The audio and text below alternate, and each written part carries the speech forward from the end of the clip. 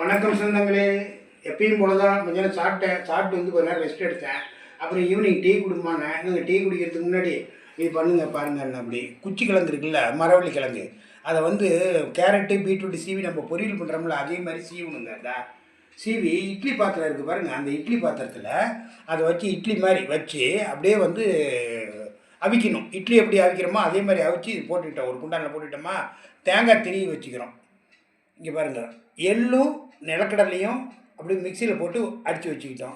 இங்கே பாருங்கள், நாட்டு சக்கரை வச்சுக்கிட்டோம். இப்போ பாருங்கள், எள்ளை வந்து 2 பொடி போடுறோம். 2 ஸ்பூன் எள்ளு போட்டோம்.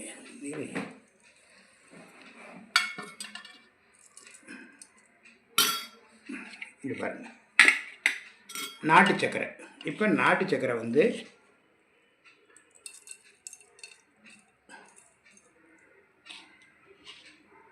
ஒரு 2 ஸ்பூன் நாட்டு சக்கரை போட்டுக்கிட்டோம். தேங்காய், அதில் இவ்வளோ தேங்காய் தூள் எடுத்து டன் டன் டன் டன் டன் டன் டன் டன் போட்டுட்டோமா. போட்டுட்டு இதை நல்லா பிசையணுங்க. இப்படி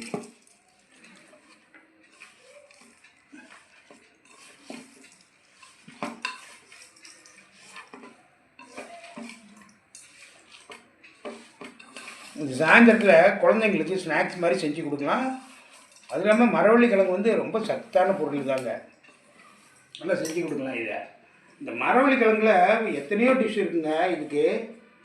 இதில் வந்து ஒரு 6-7 விதமான இது செய்யலாம். நாம் எனக்கு தெரிஞ்சு 6-7 விதமான செய்யலாம் பாருங்க. இப்போ இப்படி செஞ்சிட்டோமா.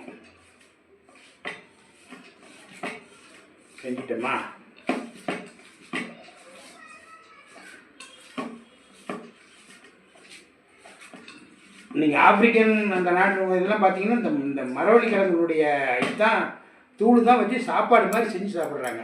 இப்போ சாப்பிட்டு பார்க்குறேன், அவள் சாப்பிட்ற மாதிரி இருக்குது. அவ்வளோ அருமையாக இருக்கும். அதனால் குழந்தைங்களுக்கும் செஞ்சுக்கலாம், பெரியவங்களுக்கு செஞ்சு கொடுக்கலாம். விலை கம்மி தான். அன்றைக்கி நான் வந்து கிலோ 30 ரூபா தான் வாங்கிட்டு இருந்தேன். 30 ரூபா தான் கிலோ வாங்கிட்டு இருந்தேன். இது உடம்புக்கு அவ்வளோ ஹெல்த்தி புட்டு. பாருங்க, மதுமதி ஹாய் சொல்லியிருக்கு. மதுமதி ஹாய். அதே மாதிரி சௌமியா ஹாய். நீ சொல்லுது மதுமதி ஹாய்ப்பா. சௌமியா ஹாய்ப்பா. நாளைக்கு வேற ஒரு டிஷ்ஷோட உங்களை இது பண்ணுறேன். டீ குடிச்சிட்டு வேற ஒரு டிஷ்ஷோட உங்களை சந்திக்கிறாங்க அப்பா. பாய்.